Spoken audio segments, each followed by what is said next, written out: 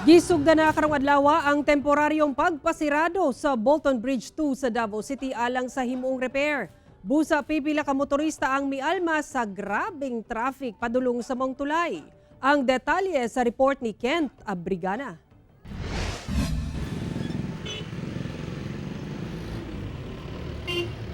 Taas nga linya sa mga sakyanan.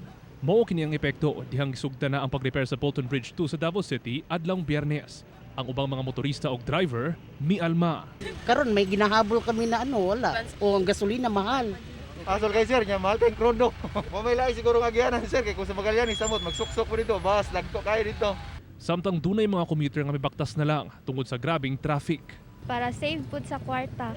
Traffic yun siya. Nagbaktas na. Okay lang sir, ang dagan sir, volume lang usay atong padong og north kay unsa man, trabaho man. Pagkaon niya na po ning gabi, ang ato na pong south ang volume man eh. Apan gipasabot sa DPWH 11 nga kinahanglang i-repair ang maong tulay. Kahinumduman nga nalakip kini sa pagkasunog sa 26 ka mga balay sa ubos sa tulay ni atong bulan sa Enero.